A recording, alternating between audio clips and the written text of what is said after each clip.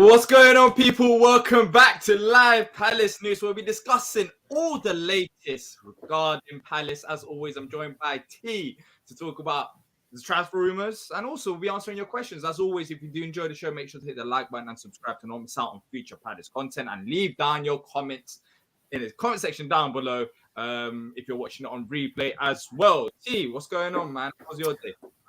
Going good, man. How you doing? Yeah, good. To be fair, it's been fairly quiet, but there's been some things that we missed out recently that it's good to talk about as well. Some interesting rumors that we slightly mentioned yesterday as well. As you can see from the title, Sacha Boey. Let's start off there, shall we? There's no point wasting time. Sacha Boey, fullback from Galatasaray over in Turkey. According to Turkish outlet Star, there's been around a £40 million bid submitted by Crystal Palace. Which is quite interesting because we do need a fullback. But this was one that you mentioned yesterday as well, T, and it is one that you don't actually mind seeing. You think that he would have a good contribution to the team if he was to join? Man, I love seeing it if it happened. I mean, just knowing his profile, watching him play a little bit. Like I said, I was watching him play in that in that match against Fenerbahce. I really like what I saw from him because he plays both ways, man. He's a dynamite athlete, good with the ball at his feet, great passer. Like that's the kind of stuff you want from your fullback. So I mean, if we actually did put that bid in that they're saying, which is I think 16 million euros or 14 million pounds. Yeah. You know, if that went in, hopefully that's enough to at least start the conversation. If not, you know, make it work. You know, I'd love to see him come in, to be honest with you. I know that we've been rumored to have interest in him from earlier, like even around Christmas time. But then I just saw that article yesterday about them actually putting in a bid. So yeah, it's interesting. Of course, with these kind of things, there's the agent talks. There's lots of different factors involved, so you don't know who's actually putting this news about there. But in terms of where he plays, he's a fullback. Is he just left back, right back? For those who don't know much about him, right back is what he primarily plays, and that's what he's played every single appearance so far for Galatasaray. That's what he played when he was at Rennes before going over there. So that's another thing. He's got the French connection, which I think we're seeing a lot more of with naturally with having a manager like Patrick Vieira. We have a lot of young French players, that obviously speak French, so it makes it easier for them to come into the team, I think, in a lot of instances. So when you have guys that speak the language, along with, of course, your manager who does too. So yeah, look, I think Colin says it best. Hey, transfer windows can't handle it. Too many links to players, which are the real deals. And I think that's the hard bit about it. We're just here to talk about all the latest news surrounding Palace. And there is some positive news today. It's not just transfers. We'll be also talking about a goalkeeper, a young goalkeeper signing a contract extension later on down the show. But if you guys have any questions, let us know. Send them through. We'll be reading them out later on down the show. If you do enjoy it, make sure to hit the like button as well. But you're talking about French links. Of course, this wasn't the only most recent rumor. We've had other rumors as well. So according to the 90 Minutes, the website 90 Minute, they understand that Marseille are set to offer Bamba Dieng a new contract, having entered the final 18 months of his current deal. Although a Premier League transfer could be calling instead. There are as many as 5 English clubs looking at Dieng, and one of them is Palace T. So Dieng, 18 months left on his deal. He's an attacker. I believe, is he an attacker for Marseille? Yep, centre forward. Yeah, centre forward. Yeah. So regarding to him, yesterday we talked about Haji Wright. So between Haji Wright and Bamba Dieng, what's the main differences between them both? Everything. Almost like they're very different players. They're very different players from one another. Bamba Dieng is a much more mobile striker. I don't the guy that comes to my mind thinking about is kind of like Nketiah. He's faster. He's not real big, not a big guy, so he's probably not gonna have the greatest hold up play. But he's pretty decent with the ball at his feet too. So he's definitely more of the agile, mobile striker in comparison to a guy like Haji Wright or somebody we have like Mateta, but he's even still, like, even if he was to come into the fold, he's a little bit different from Edouard too. I think because I think he's a little bit more mobile, a little bit more agile than even Edouard is. So Yeah. So talking about his age, he's still fairly young. The only difference between me and Bamba Dieng is there's actually more than one difference. But in terms of his actual birthday, he was born one day before me. He was born in 23rd of March. yeah, That's the major difference. And another difference is he's a professional footballer. That's been linked with Premier League clubs. I'm also only a Bayern. few So yeah, only a few million, there's only a few few million differences dollar between me and reasons, Bamba few Dieng. million dollar Exactly, reasons. yeah, a few million pound difference as well. But in terms of what he's done so far this season, I mean, in terms of his actual stats, he's played in the Europa League. I think that's fairly decent. I think that was Yep. last season they played in the Europa League, or the season, Yep. last season. This season in Ligue 1, he's got 1 goal in 8 matches, 1 goal in the French Cup that he's played. So it's in terms of the actual. Yesterday we talked about Haji Wright and how he scored a lot of goals. When you look at Dieng, it's kind of the opposite. This season he hasn't been that. Oh, he scored 6 in 8 or 7 in 8 type. He's only scored 1 goal so far this season. So why do you think we're interested in him? What is it? Is it about his raw game and his potential? Is there something that these stats are not showing? Is it his assists? Because when I'm looking at the goal chart, it doesn't seem like he's flourishing in that aspect.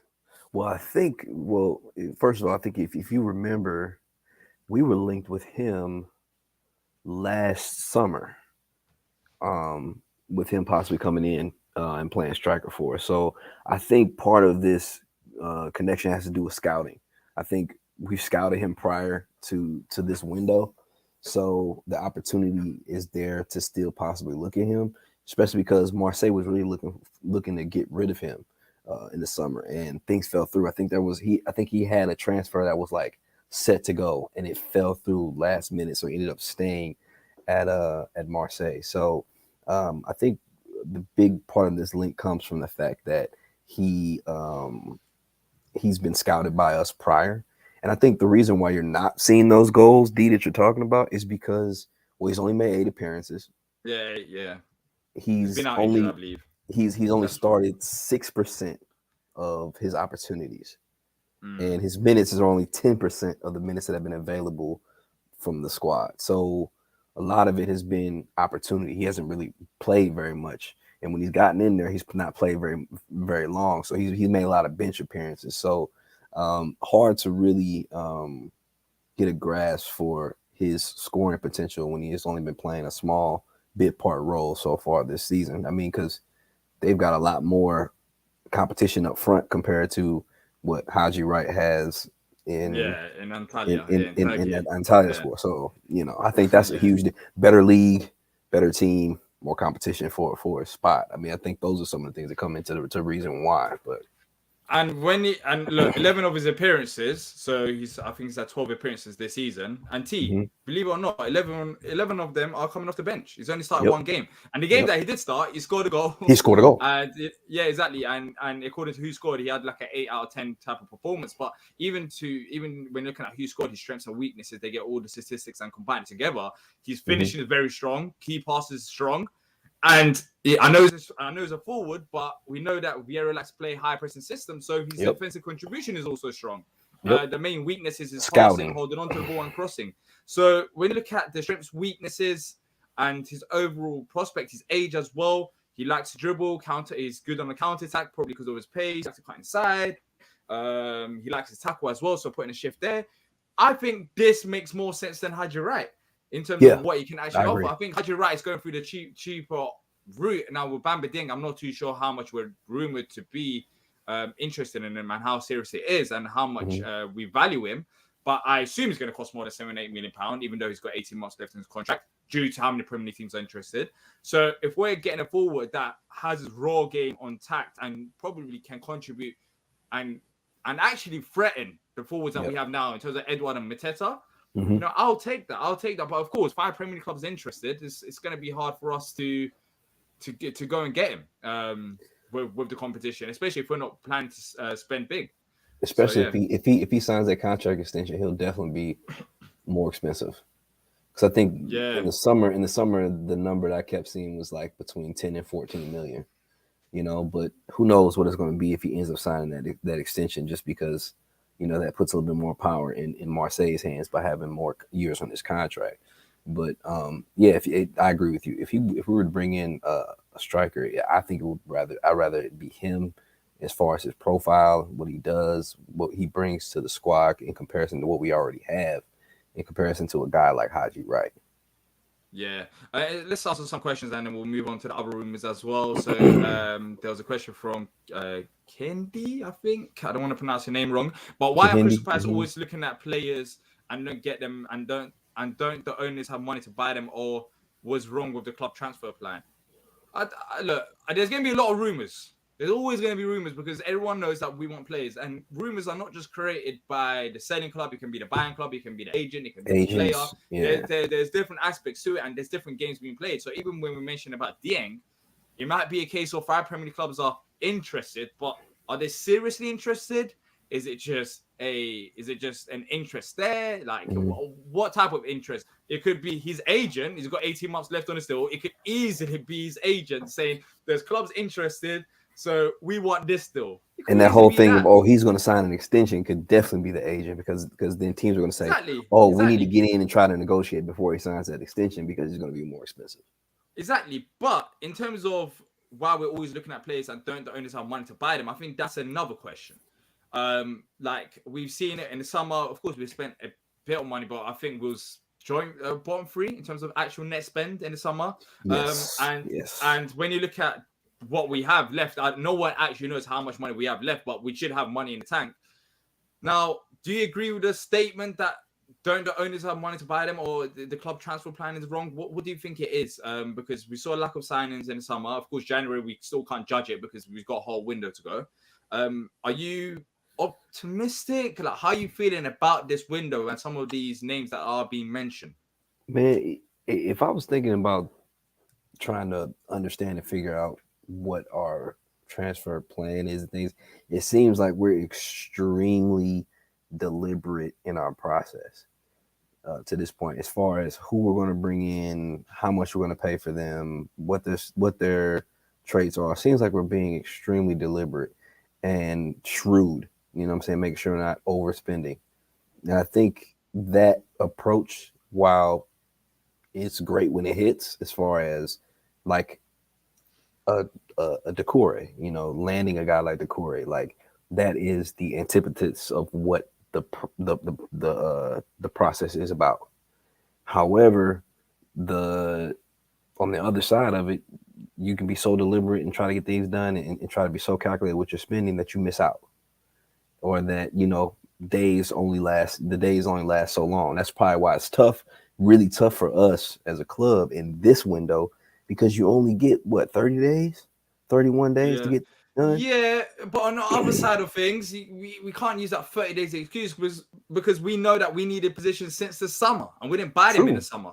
So we've had months, and I said this in the summer window. I said, fine, we didn't buy the players, but now we have all this time till January to make sure to sort it out. So when it comes to timings, there's no excuse coming from my end. Yes, you can, because you can negotiate. You can negotiate outside before. The window. Yeah, you just can't. So you can sort it out. Exactly. So look, for me, I don't care about the time frame. We've needed these players, and it's on the owners. I'm not gonna go with the narrative of we just got 30 days window. No, we've had a long time. I don't like that excuse. Like I said, I've said it before. I don't like that excuse. I feel like that whole negotiating in January is really hard. I think it's a cop out. I think it's a setup for them to be able to fall back on something when things don't happen.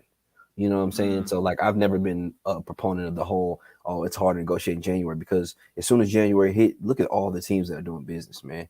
I mean, Brentford, a team that's right around us, whether it be with placing, with dollars, whatever, they went out and made a big splash move for a very talented young player, and they did it quickly within the first, I think, 5 days of the window. It's not only Brentford. Villa got Villa just got there, and that they only were linked with him for maybe 3 or 4 days.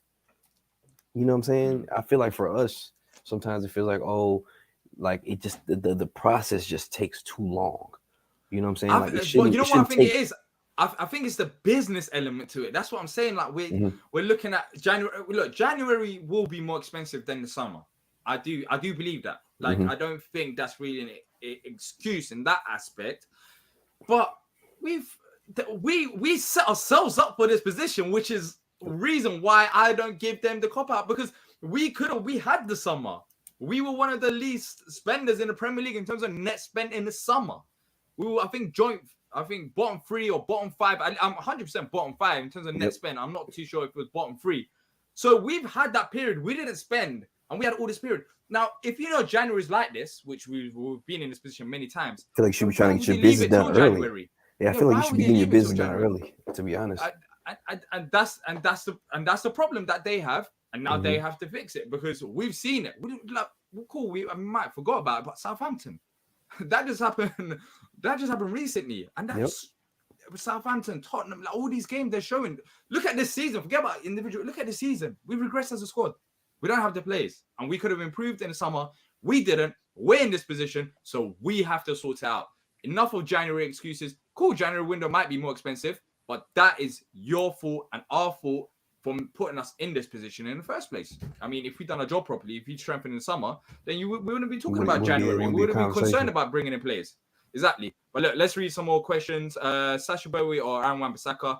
AWB, I would have took AWB. I'll be honest with you, but I don't think it's going to come now too easy. Yeah, I don't think, you know what I'm saying. I don't think it's an either or thing with them. You know, it's like, but this situation, like, I would have Aaron Wan-Bissaka, yes, but that doesn't seem viable at this point as far as whether we can get him or not, because now Diogo Dalot's hurt. So yeah, look, we are interested because the players is cheap, says Mukhtar. Colin says he had an injuries coming back. I think that's about Dieng. Yeah, it makes sense. He's had 11 appearances coming off the bench, only 1 start so far this season.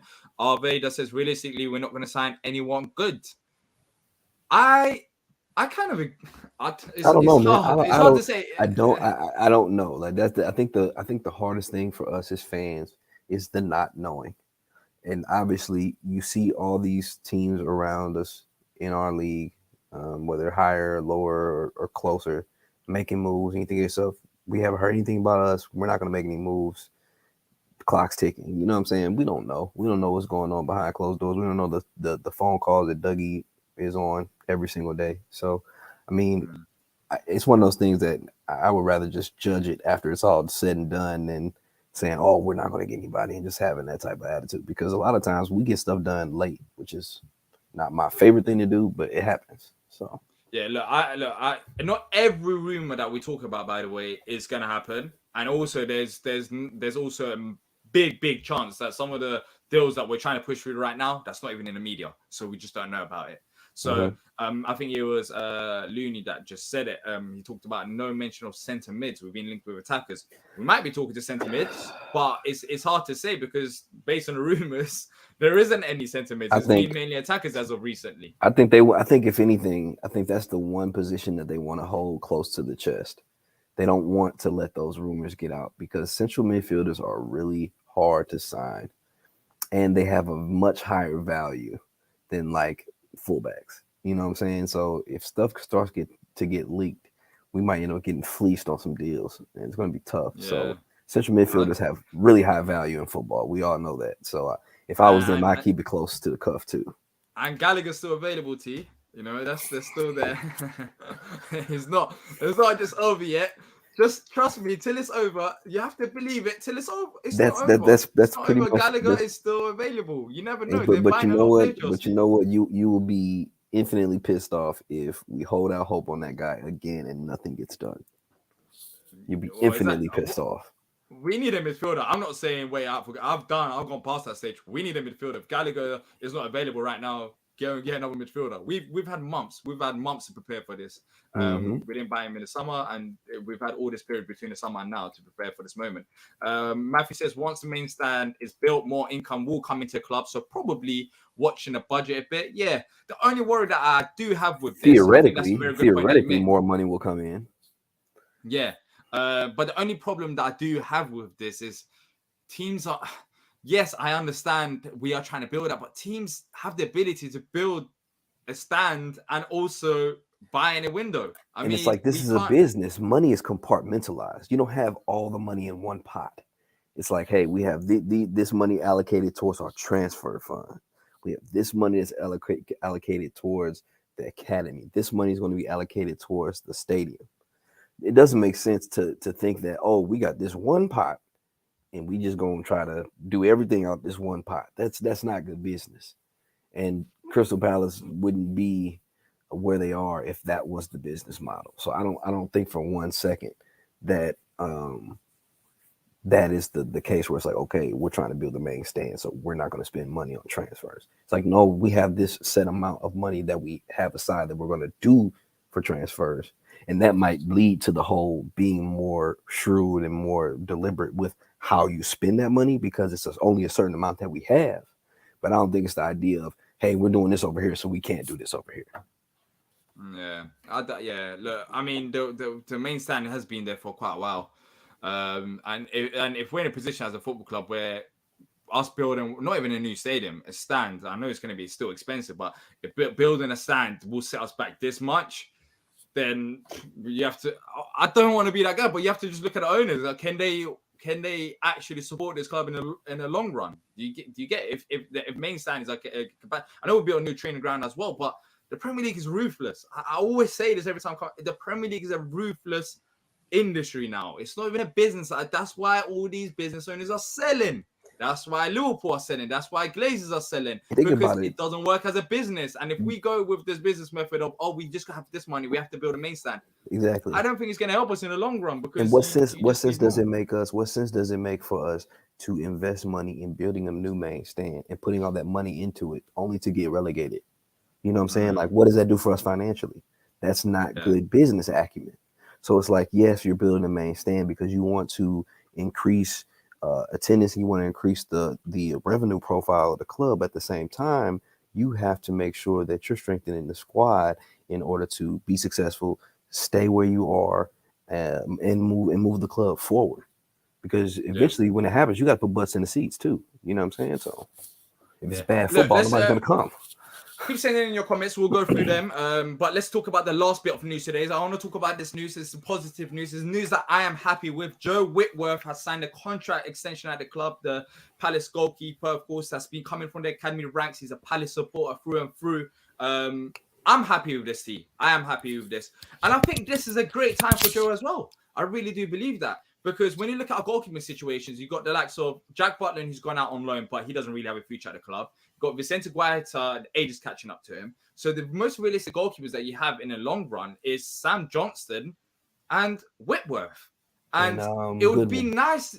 It would be nice to see a homegrown goalkeeper being given an opportunity. And it's good that the club has backed him. The club has given him a new contract. And I am optimistic about the future because I think in the long run, he's going to play a role in the first team, whether that's starting, I'm not too sure, but hopefully that is the case. It's hard to see homegrown goalkeepers because that's a topic for another day, but you always get these other goalkeepers that you buy from other clubs. You don't really see academy goalkeepers. But look, T, I am happy about this. I'm happy for Joe because he's a Palace supporter as well. And I'm happy about the business as well. Just forget about him, being Palace through and through. He's a decent goalkeeper. He has performed well at academy levels, and that's the reason why we've given it. He's earned it. Yeah, and now that we've now extended both of the young goalkeepers because we gave a new contract to Goodman earlier this year too. So now you got both the young guys locked in, and it makes sense. Like it's kind of like almost a domino effect move because once you sent out Butland and what that kind of means for us, it makes sense to lock in young guys, especially with how talented how talented Joe Whitworth is. My only thing I hope for him is that he grows a few inches, man. Like if that kid can get up to 6 foot, even like he could be really, really good, man. Yeah. I mean, he's not. Goalkeeper terms, you might think he is a bit short, but I mean, 5'10". That's small for a goalkeeper. How tall is Vicente? It's not Vicente 6'1". Yeah. So that's another 3 inches. When you look at that's probably, I don't know, fingertip save. Like I bet you there's not one right now. There's probably not one Premier League goalkeeper that's under 6 foot. I remember there were in the past though. I'm not saying there weren't in the past. I mean, I'm sure there even at Man City, there was. I think how tall is Claudio Bravo? What's his name? That's a good question. He was pretty. I remember him being pretty short. I mean, you can do it, and he's on the You career. definitely can He's do it. 1.84 meters, which in feet is how much? I'm not too sure. But look, I don't. It's like 6 foot. It's, 6 foot. It doesn't make too much of a difference. Like 5'10" to 6 foot. It's not massive difference, but of course it matters. I think the biggest correlation is that the shorter you are, usually the shorter your wingspan is. Like, yeah, but then there's benefits to that. The shorter you are, maybe the quicker you can also your reactions can be, or you can dive, you can go down to the ground. Very true. We've seen it when Hennessy he was very tall, and took him about a day and a half to get down onto the floor to make a save, and don't know how he's still a goalkeeper. I don't know. Yeah, but I'm not going to hate on the guy. He's made a career out of himself. But yeah, look, I'm happy for Joe. Let's see what the future holds. So I think that's an interesting business. One that maybe won't have to invest in a new goalkeeper if he can be a decent backup or first team starter in the long run. Tim says, I feel our force is on the main side, not the actual team, but that might just be me. I think there's 100% of point there. And of course takes a toll, but because there's so many investors, it's hard to exactly, because we don't know what exactly the budget is. It's hard for us to say yes, that's definitely the case or not. But the main stand definitely does play a part. I mean, if it wasn't for the main stand, you should have more money. Simple as. Where else is that money going to? Patrick says no more main stand excuses. That's been 5 years plus now. Gaurav says, I've heard the rumors about Haji Wright. Yes, you can check out the Palace news that we done yesterday. After this one, though, you can go check it out where we talk about Haji Wright. There was a guy that said he's a USA fan and that Haji Wright was terrible. Here it is. Where is it? Oh, sorry, right there. Yeah, exactly. You said as well. Look, I'm not optimistic about Haji Wright as well. I'll be honest with you. But we spoke about Haji Wright yesterday. But yeah, look, I'm not gonna say hopefully it doesn't happen, but if it does happen, I'm more on a wavelength of, here we go, another cheaper deal. We're trying to I just hope it's not I just don't want it to be the first deal, because it's like, where's the focus, man? Like I just don't feel like that should be the focus of our intentions right now in this window. That's all. And there's another one about it as well. If anyone has watched Haji Wright in the World Cup, he had zero agility and he did not hustle at all. He was very poor, and his goal was an absolute fluke. Like people wondering, was it a fluke or was it just unbelievable skill? And it's like, no, that was absolutely a fluke. Sorry. Yeah. Well, if you're enjoying the show, make sure to hit the like button. We'll be answering a few more of your questions. Look, T, I think to do the massive catch up that we've been doing in this show, because we've been kind of off it recently, it's my fault, not your fault. Last thing really there is Wilf. I was not planning to talk about it because we talk about it literally every Palace news. But Colin says, do we even think we've found a Zaha replacement yet after many years of knowing he'll go at some point? So we'll answer that question in just a second. But there was news. News most recently about Wilf. He's going to be staying, not signing a new contract extension before people shoot me. No, he's not signing a new contract extension yet. Hopefully it does happen.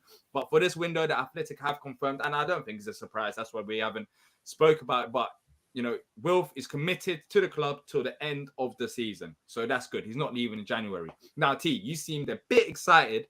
Well, there is. We just got linked with a player who could be seen as a potential Wilf replacement, and that's Dango Arutara from Lorient. Yes, he's a winger. And Terry Murphy as well. Terry Murphy, I know he's a striker, and there was like talk of like multiple Premier League teams, but I know that we were literally spoken on being connected to the Arutara kid who has scored 5 goals and put in like 3 assists this year in Ligue 1. He's a dual-footed winger, so he uses his left and right footed, plays on the left and right wing. Kind of reminds me, or it makes me think that he's kind of like a cheaper Ismail Assar alternative for us. So maybe we're connected with him because he's possibly going to be coming in as almost like a Wilf replacement. I don't know. Essentially, it's hard to get Wilf replacement right. I'm pretty sure we've lined up players in terms of making a short list and getting ready for Wilf if he was to leave. But replacing Wilf is never going to be. I don't think. I don't mean it. Yeah, I mean, I think people may take the word replace like a little bit further. Like you think, you got to get the same level. It's like, no, replacing something just means you're putting something in the place of something that was there before. It's not necessarily saying that you're going to get the same performance, the same quality, the same ability, but you're replacing one thing in a place where another one used to be. Is really my what I'm using my rhetoric to mean in this situation. Yeah. Yeah. Look, listen to Fonda Road. He always talks sense. Well, majority of the time. I'm joking, Fonda. He talks sense. Close to 50 watch, only 15 likes. Let's smash the like button, people. It only takes a second of your Means a time. great deal. Really, it really means a great deal. Colin says, heard we had 100 million for January and summer window. Look, I don't want to get into. I'm not too sure. I haven't heard of that. I haven't heard of that. So I don't want to get into that. But I think and there was one. Money. Patrick had another thing that I said earlier. So I've had a fantasy scenario on who could come in and replace Wolf, and this is my fantasy scenario. Y'all don't have to agree with me on this, but it's Alan Saint-Maximin. Ooh, he's currently since. Listen. Ever since Eddie Howe's gone to Newcastle, Saint-Maximin can't get a game. Everything's off the bench. Got injured. He was playing. He got injured, and then he was playing before what? Before they started making more signings, and now he hasn't. He's healthy. I'll be real. I'm not too sure if I'm not saying. I'm just saying. I'm not too sure if it'd be the ideal replacement. That's my fan. Oh, we all know he's super Palace. Come on, bro. Come on. In terms of end product, I mean, it's. Talked about Will's end product for a long time. They talked about Will's end product for a long time. Yeah, but I don't know. I've made this argument with Newcastle fans about this. I take him. Let us know if you guys would take Alan Saint-Maximin for Will. Because I was mad when he went to Newcastle in the beginning because I wanted him. Yeah, he was linked with us. And, before he went to Newcastle. And he's French and he's played for Patrick Vieira before. Oh, he has played for Vieira. He played for Nice. Okay. Yeah. I don't know. I'm not. He treated him similar. He treated him similar to Wilf because he made him a striker. Interesting. And how many goals did he score up front? Like 10. Not loads. Oh, that's better than I expected. I think this is a good question. Looney asked this. What league would you be scouting for talent if it was your choice? Considering now that we know there's talent everywhere, and for very cheap, the World Cup showed. I say we scout Japan. T, if you had to pick one country, I say you scout Japan. I mean, they had a. If you had to pick one country that you had to scout for talent, what country would it be? I'm thinking when you ask that question, I'm thinking what country has massive loads of talent for really good prices. I think I'm going with France. I'm going with France. Yeah, that's what I was thinking as well. I'm going with France, hands down. And if in second, a near second would be the Netherlands, the Eredivisie. Yeah. I can't lie. England's South London. South London is another. Don't get me wrong. I love. There's so much talent in South London. Like where we're from in Crystal Palace, there's so much talent. If you look at the players that's been coming from South London, like Sancho, Reece Nelson, Emil Smith Rowe, so many players. Mark Gahey that we have right now. There is a lot of players, and back in the day, now I assume it's changed, but back in the day, we couldn't really compete with the likes of even Southampton. I remember when I was going to school, Southampton would come and they would have their scouts sent to our school to watch the school games. But for Palace, it was never a serious case like that. And the thing is, because we were behind in training ground and in terms of our facilities and our Premier League status, not Premier League status in terms of where we were in the Premier League and first team, it's just our academy level. It wasn't that great. But now that we've improved the academy, I think we have got that attraction, and I think South London, we should focus on that heavily. There's massive talents here, massive, and there's so many players that don't get picked up because there's just so many options, and even the players that don't get picked up, there's so many of them. So if you think about it, right in front of our doorstep. Let's just say that. Just think about it. We had guys like Noni Madueke who were he was in our academy, bro. Like, what are we talking about right now? There's so much talent. There's so much. I think, but if we're talking about like what that means for us, it means that it all starts at home. And I think that we're making the right moves as an organization with our academy to make sure that we're investing in home first, or investing in South London first. You know what I'm saying? We can always go and look at other countries and scout other countries because that's just part of the game. But it's really important that we start where we are and making sure that we're not letting guys get out of South London like they have in the past. Yeah. Jude has a question saying, have any of you two heard about Matthias Franca. I've heard the Franca? name. I've heard the name, and I've heard some teams connected with him, but It's not nothing too. I big. never, I haven't really never seen watched any him. I haven't huge seen him. rumors I haven't about seen him us. play or anything like that, though. Yeah. In terms of rumors for us, I think look, it's a good thing. We're caught up on it now. If there's any other transfer rumors, we can jump on it straight away and it'll be fresh. But we have to talk about some of the rumors that we haven't spoke about recently because we just didn't have the time for Palace News. But we caught up on them. Let's just answer some questions and then we'll wrap it up. Colin says, "Yeah, I see him. He looks very good. Similar style to Will as he did as well. Did like Dango or how do you pronounce? I like the way they keep. keep. I think it's like Owatara. I don't know, yeah. I like the way that dude looks. I like just watching him play. He's nice, man. The fact that he's left and right footed though makes him so dangerous. Looney says, I'm in Turkey at the moment, and the local Star newspaper here says that Galatasaray don't want to sell Sacha Boey mid-season. So they had a report. They don't, but money talks. Days ago. Yeah, they had a report saying that we bid 14 million. So look,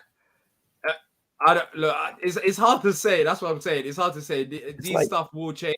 But Galatasaray could easily say that we don't want to sell him to up the price.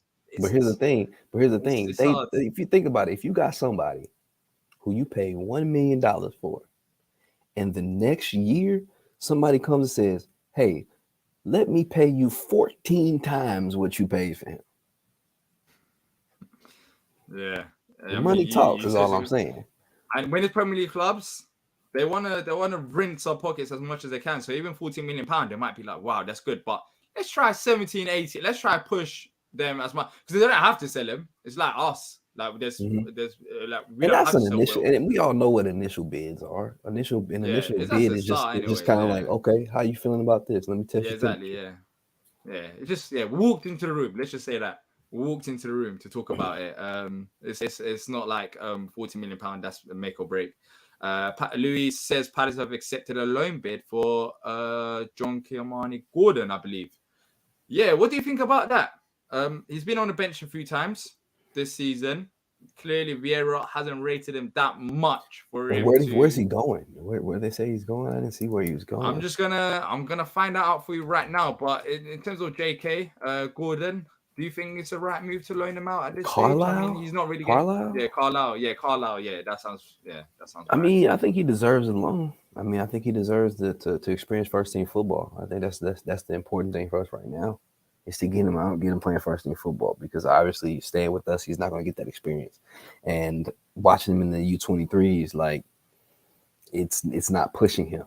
You know what I'm saying? So right now, if you want some of these more talented guys to have a chance to either come back here and be a part of the first team at some point, or develop enough to where they can have solid value and can be sold, that's what you got to do, man.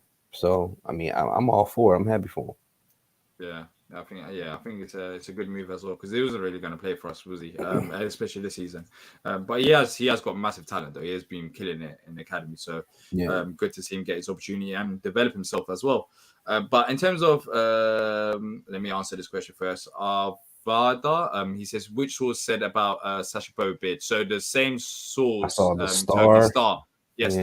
Star newspaper in Turkey. They've said it. So clearly they got a bit of insight about it because Looney said afterwards that they're not looking to sell him mid-season. So there's something definitely going on there. There is 100%. There must be for these reports to be coming back and forward. Joseph says 40 million is small money for Galatasaray. I disagree. I don't think 40 million pound is small money for Galatasaray. Galatasaray is a big club. They spent 1.1 million on a guy for him to be their starting right back. Exactly. You guys, look, 40 million. Trust me, clubs in Turkey, they don't have money like that. They are massive clubs, but they don't have money like that in terms of finances. So 40 million pound is a decent amount of money. It's an amount that they could 100% think about. It's not a bad amount. If it's a Premier League club, then yeah. For them, where they're looking to buy players from too, that might end up being able to be enough money to get them 2 to 3 players. Exactly. So and plus they make a profit on it. So I mean, they can't lose out. But look, T, I think that's enough Palace talk for today. I mean, we caught up with everything. We talked about Joe Whitworth and some of the transfer rumors as well. We will be back for the match preview tomorrow. Of course, Palace, I know the transfer window's open. We're getting caught up on that, but there is a game to be played. And we talk about Conor Gallagher.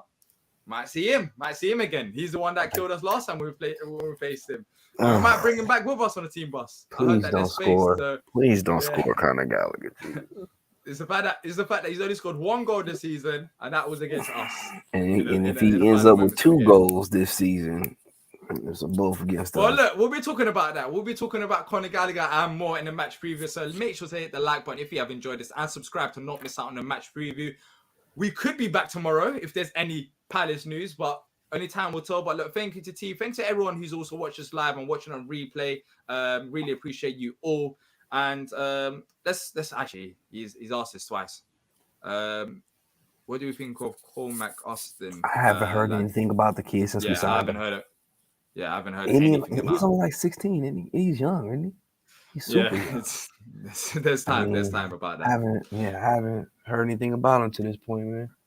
Exactly. But look, that's it from me and T. And until next time, up the Palace.